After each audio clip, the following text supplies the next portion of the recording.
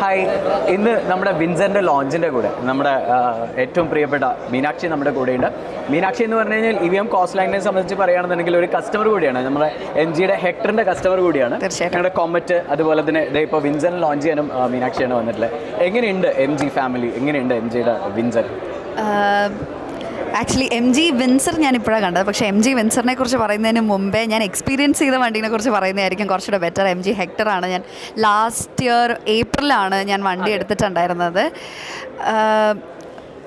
ഞാൻ വെറുതെ ഇത് ഒരിക്കലും ഒരു എക്സാജറേഷന് വേണ്ടിയിട്ടൊന്നും പറയുന്നതല്ല. എൻ്റെ കൂടെ എൻ്റെ ഫ്രണ്ട്സിനൊക്കെ ഞാൻ ഓടിക്കാൻ കൊടുത്തിട്ടുണ്ട്. അവരുടെയും കൂടെ അഭിപ്രായം എടുത്തിട്ടാണ് ഞാൻ പറയുന്നത് ഇറ്റ്സ് എ വണ്ടർഫുൾ വെഹിക്കിൾ. കാരണം ഞാൻ ഹെക്ടറിലാണ് ഞാൻ കുറച്ചൊരു എക്സ്പീരിയൻസ്ഡ് ആയത് ഹെക്ടറിലാണ്. അത് കഴിഞ്ഞിട്ട് ഞാൻ വേറെ ഏത് വണ്ടി ഓടിച്ചിട്ടാണെങ്കിലും I'm like no, I'm going back to Hector. എനിക്ക് അങ്ങനെയാണ് ശരിക്കും ഹെക്ടർ എന്ന് പറഞ്ഞു കഴിഞ്ഞാൽ. ഞാൻ വീട്ടിൽ വണ്ടി അങ്ങനെ കിടക്കുവാണെങ്കിലും ഞാൻ നൈസായിട്ട് വീണ്ടും അച്ഛനെടുത്തിട്ട് അച്ഛാ ഞാൻ കൊണ്ടുപോക്കട്ടെ എന്നൊക്കെ ചോദിച്ചിട്ട് ഞാൻ പിന്നെയും പതുക്കെ എടുത്തുകൊണ്ട് പോകും. ബിക്കോസ് എനിക്ക് അത്രയ്ക്കും ഹെക്ടർ അത്രയും ഭയങ്കര ക്ലോസ് ടു ഹാർട്ടായി പോയിട്ടുണ്ട്. കാരണം ഒന്നാമത്തെ കാര്യം നമ്മൾ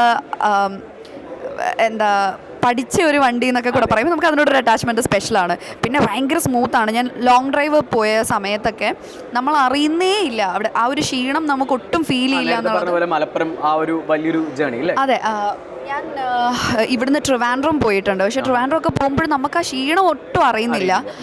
നമുക്ക് ഒറ്റ റോഡൊക്കെയാണ് സുഖിച്ചിരുന്ന് പോവാം, ഒരു കുഴപ്പമില്ല. അതെ, ഞാൻ ഫുൾ ഓപ്ഷൻ ആയിരുന്നു എടുത്തത്.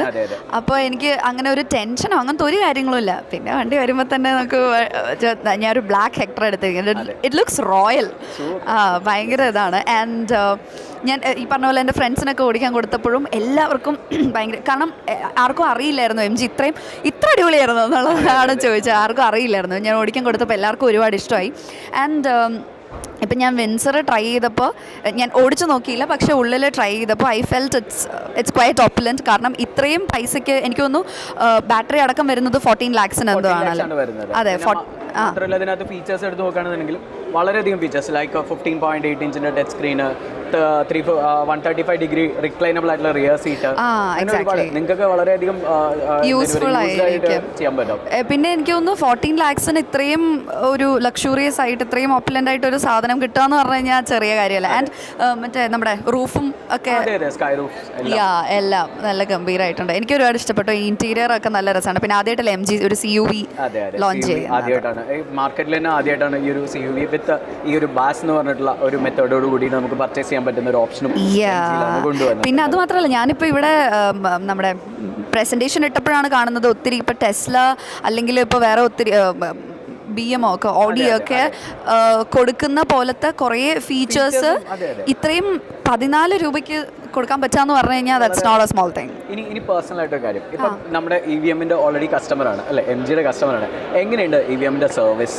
അതൊരു പേഴ്സണൽ ക്വസ്റ്റ്യൻ ആണ്. That's really nice. ഞാനിപ്പം എൻ്റെ വണ്ടിയുടെ സർവീസ് കറക്റ്റ് എത്ര കഴിഞ്ഞിട്ടുള്ളതെന്ന് അച്ഛനെ അറിയില്ല. ഞാൻ ആ തലേദിനൊക്കെ അച്ഛനെയാണ് ഏൽപ്പിക്കാറ്.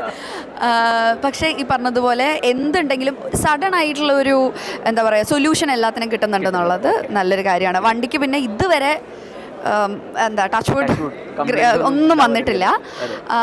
പക്ഷേ എന്നിൽ ഇപ്പോൾ സർവീസിന് നമ്മൾ പോകുന്ന സമയത്താണെങ്കിലും എന്തുണ്ടെങ്കിലും പിന്നെ വീട്ടിൽ അപ്പോൾ അച്ഛൻ കുറച്ച് ഒരു 68 years ആയ ആളാണ്. അപ്പോൾ അച്ഛന് ഇത്തരം വണ്ടികളൊക്കെ എനിക്ക് ഒരു പേടിയായിരുന്നു, ഹാൻഡിൽ ചെയ്യാൻ പറ്റുമോ, പഠിച്ചെടുക്കാൻ പറ്റുമോ എന്നൊക്കെ. ഞാൻ ഓർക്കുന്നുണ്ട് ഇവിടെ വണ്ടി എടുക്കാൻ വന്ന സമയത്ത് അച്ഛനെ ചേട്ടനായിരുന്നു തോന്നുന്നു അന്ന് എല്ലാം ഇരുത്തി പഠിപ്പിച്ചിട്ടാണ് വിട്ടത്. അപ്പോൾ that was not at all tough. ഇപ്പോഴും അത് ടഫ് അല്ല.